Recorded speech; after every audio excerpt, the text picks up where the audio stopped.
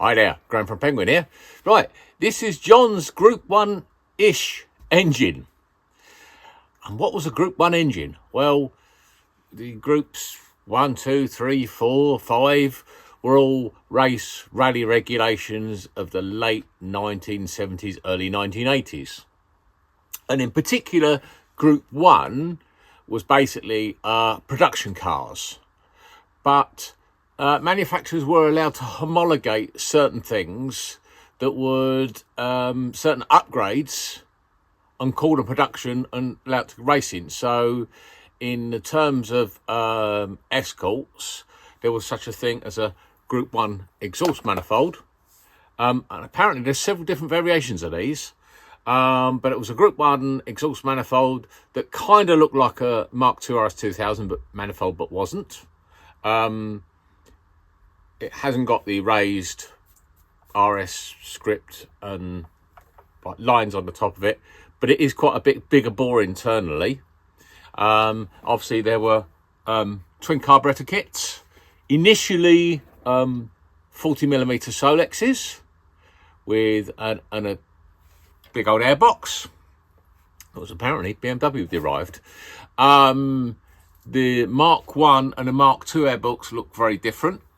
So if later on you see an airbox, you'll see it's why it doesn't look like what most of us recognise as an IDF airbox.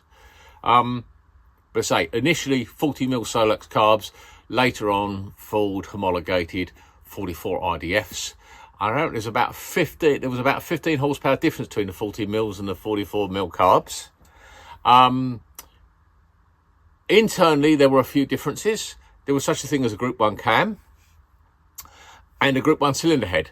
Now, Group 1 cylinder head was nothing special. It was a standard head, but it had the oversized valves. So just seat cut in to put 1.75 and 1.5 exhaust valves in the engine. So yeah, bigger inlet, bigger exhaust valves, but with no porting, they didn't gain a great deal. Something that nobody seems to remember or know about is that in actual fact, Group 1 pistons were different, but not in any compression sense. They were lighter. Regulations at the time didn't allow manufacturers to change the con rods. So as Pinto con rods were deemed relatively weak, they made lighter pistons, which gives the rod easier time, makes a safer high RPM rev limit. And that's kind of it, really. So we had basically slight upgrade to the head, Group 1 cam, the Webers, exhaust manifold, and a genuine Group 1 engine was said to deliver about 145 horsepower. So, you know, quite a chunk up on stock. But, you know, 145 horsepower is pretty tame these days. So that's kind of what a Group 1 engine was, used in race and rallying. And I've called this a Group 1-ish engine because we have a genuine Ford IDF manifold, we have some IDFs, we have a Group 1 manifold, we don't have a Group 1 cam, we've got a Newman 4.5 cam in it. It's got flat top Acralite forged pistons in it and YB rods, because the owners wanted to be able to rev it on really hard if he needed to for gear change purposes, etc. on hill climb. The cylinder head on this one is an injection cylinder head, which has been very lightly ported. It's still got standard size 36mm exhaust valves, but I used the 44mm or 1.75 Group 1 size inlet valves. So not a mad head, but it's certainly well up on flow. We've got 11:1 compression. We've got a BESTEK distributor. So that's where we're at. Initially, John was saying, you know, he said we built this engine to give about 170 horsepower. Now, I can't remember exactly when I built this engine, but it was well pre-COVID. And I built to what I thought would probably give us about 170 brake. Obviously, I've done a lot of engines since then and a lot more dyno since then, but it was a bit of a, yeah, that should do it. So yeah, let's do some power runs. Let's get up and running and see what we did. In terms of carburetors, I ran them with just the carb tops, no ram pipes, no nothing. I tried some really short ram pipes. I tried some longer ones it liked. Eventually I settled on these slightly shorter ones because we want to run it with the Group 1 airbox, and these are practically on the lid, so these are a bit tall for the Group 1 airbox. So in various clips of video you might see the engine appears to change cam cover, and that's because it does, because this one leaks. And this bit I'm recording at the end when I've put the John's own one back on. He's going to change it at a later date. So during different bits of video you might see the cam cover chop and change, because I ran it on this, changed it from one of mine, and then put this one back on. So let's get into it. Let's show a few dyno pulls. Let's show a bit of a few graphs and see, did we make the 170 horsepower?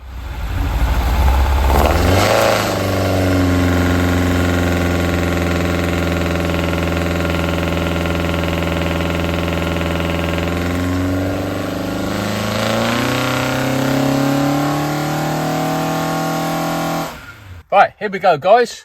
After bedding the cam in, do a bit of running in and checking the tappets and a bit of playing with the ignition time in at lower down, where I settled on 30 degrees advance. This is the first full throttle run. I only took it to 4900 RPM simply because I could see the power plateaued, but the AFR, it was heading lean and continuing up, so I figured there was no point revving it on. We needed to make a jet change. This is as carbs were supplied, what with 140 mains. So also these carbs will bear. No ram pipes, no stub stacks, no filter, no nothing, just open intakes. So next thing I did was stuck a 150 main in there to get some fuel in it, and I revved it on a bit.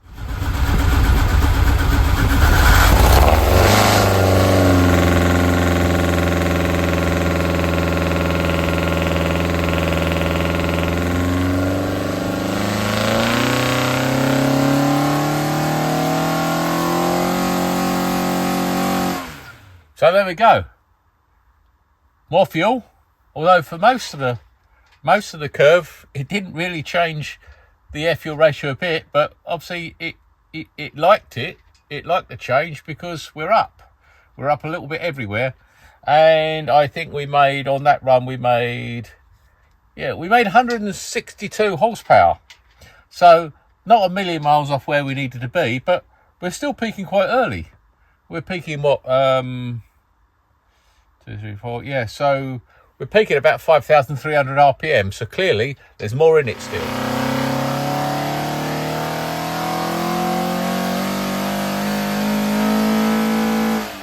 Right guys, so what we're looking at here, well, I made a few more runs and a couple of changes by this point, and by now I've fitted some ram pipes to try and reduce the fuel standoff,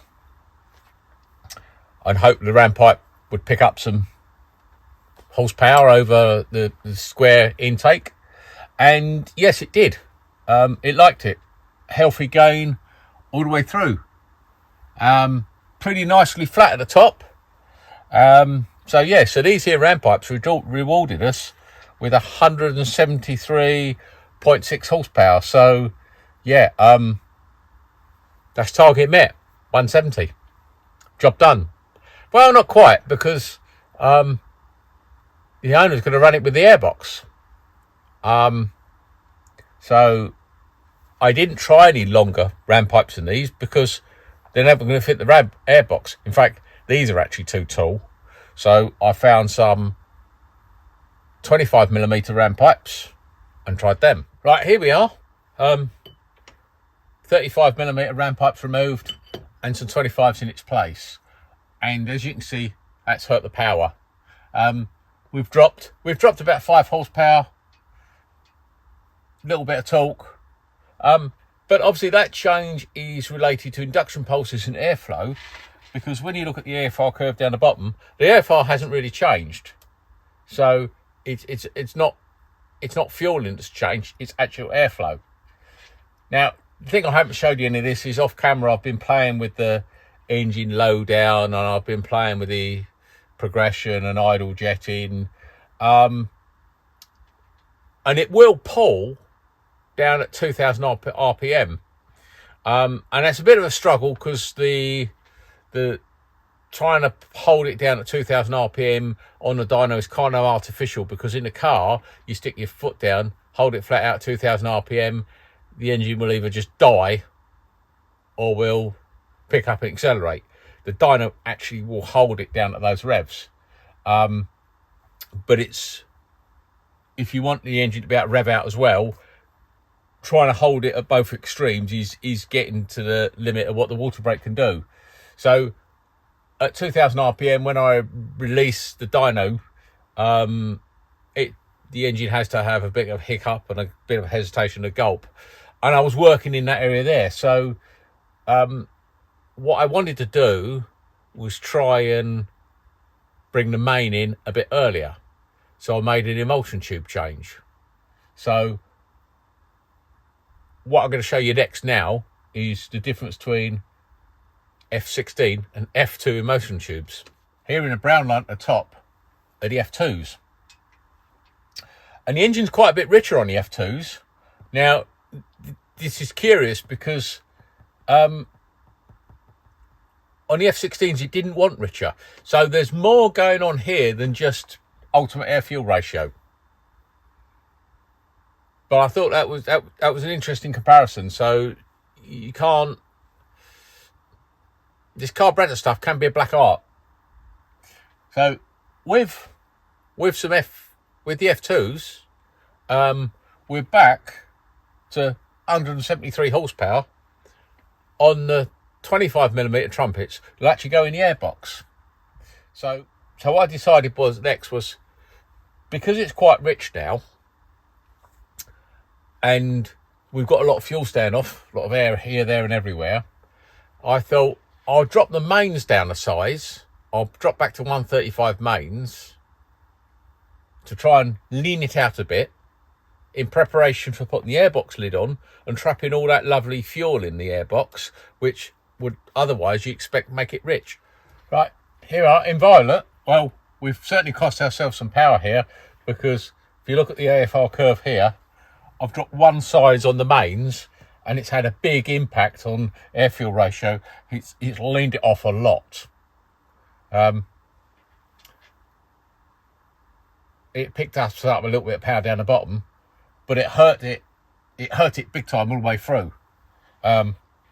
We've lost a good chunk. We've lost 6-7 horsepower there. So it really didn't like that. But we're gonna put the airbox lid on now. So we're gonna make that back, because the airbox lid, you'd expect, will trap all the fuel, bring the air fuel ratio back down to somewhere it's happier, and hopefully lift the power up. I mean, we put a lid on the airbox, so it's probably not going to ultimately make the same horsepower anyway. But you think if it's richer, we might get our violet line back up somewhere near closer to the pink or brown line.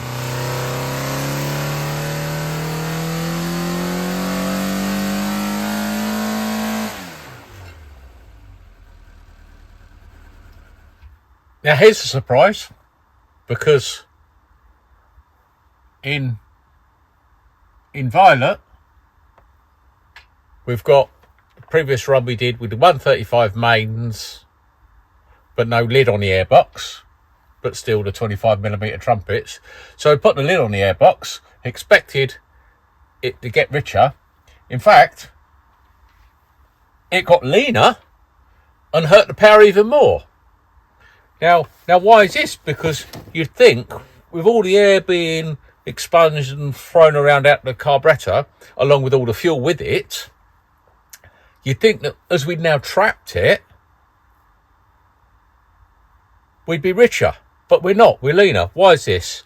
Well, if we think about it, the fuel from the main comes through the auxiliary venturi, and it's the air rushing through the auxiliary venturi that brings the fuel with it. And where you got standoff is because you've got the air going in and out the carburetor. So the air is going past the auxiliary venturi twice. It's going in and out and in and out, see? And it's picking up fuel each time. So hence my thought that we were losing some of it to atmosphere. And normally that's what happens. But in this instance, it didn't. And I can only think that because the lid of the airbox is quite close to the tops of the ram pipes, it's actually killed that induction pulse. So instead of a long pulse up and down, we've probably only got a little one now. So there's less air going past the auxiliary vents. So it's dragging less fuel with it. Clearly, this doesn't like the airbox with its lid and 135 mains. So let's go and put some 140s back in it and see what we get.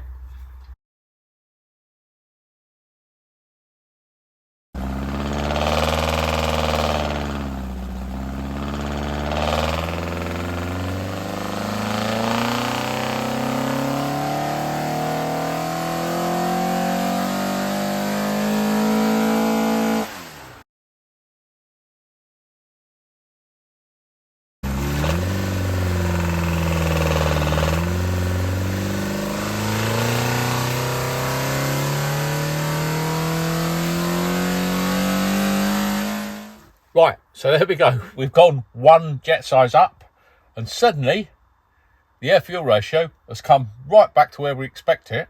And we've now actually got more power than we had before. It's not as good as no airbox, but we're now at 168.6 horsepower, so bordering on 169 horsepower. And we've got 158 pound-foot torque. So yeah, we're looking good here. We're very close to our 170 horsepower target. And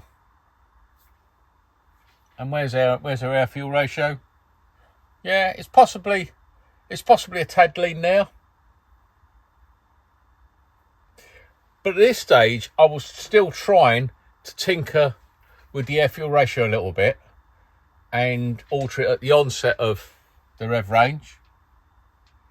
And I thought it might be worth trying to trim a little bit out the top, because the engine, barring that one run when I first changed the F2 tubes, it doesn't overly need to be rich. It just doesn't want to be lean.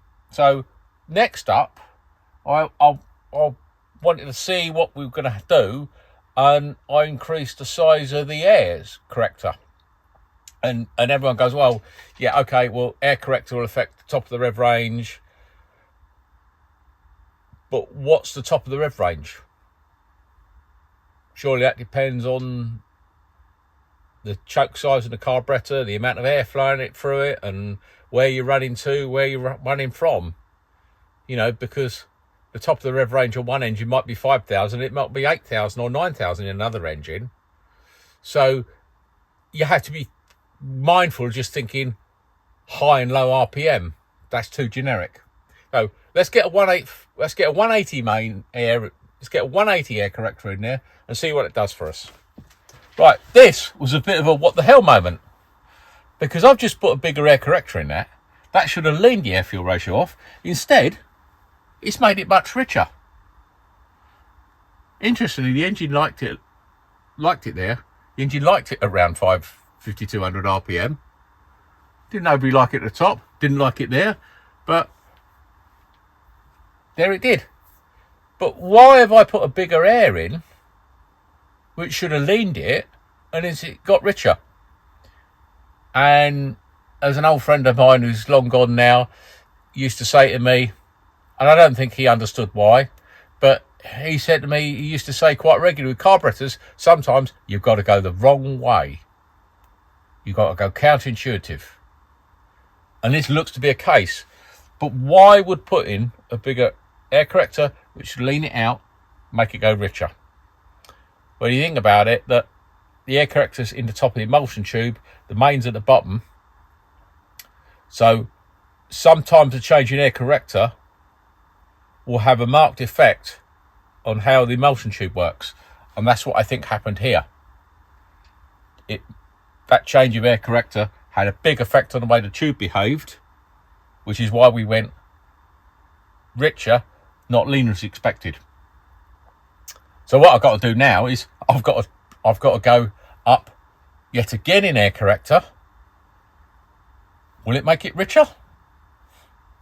Or will it do what I thought it should have done in the first place and make it leaner? We'll see. Let's do another run.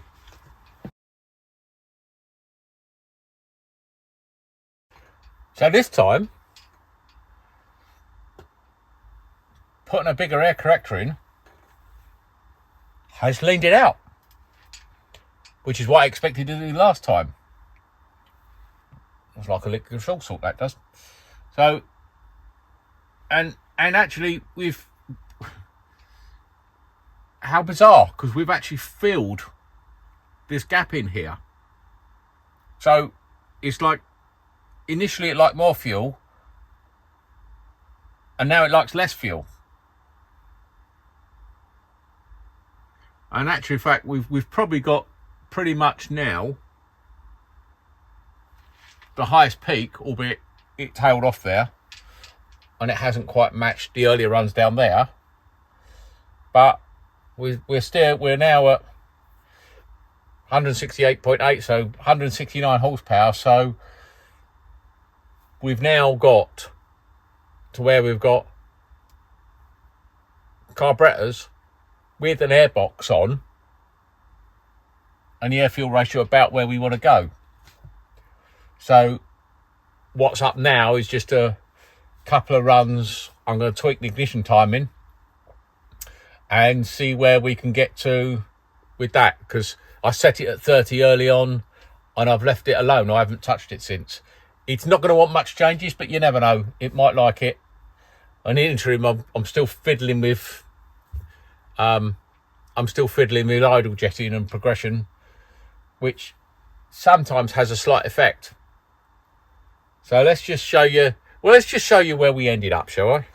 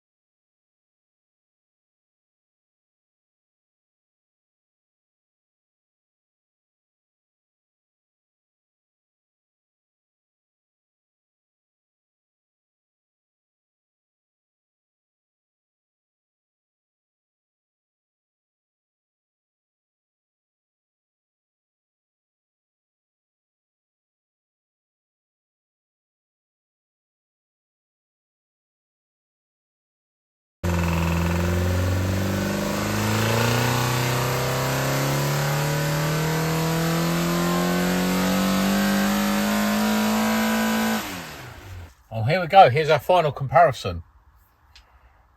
The green up there. The green is no airbox. The yellowish lines are with the airbox. So not a dramatic difference. And the nice thing is the engine is flat at the top. If the owner wants to go do some hill climbs and he wants to rev it on a bit to avoid making a gear change between corners, you can do that without dropping a ton of power. I'd rather he didn't rev it that hard, but the ability is there. But all in all, I think given the fact that there's only a little gap like that between the top of the ram pipes and the airbox lid, I think that's remarkable that we've gained, or we haven't lost a ton of power. At best, we're seeing 169.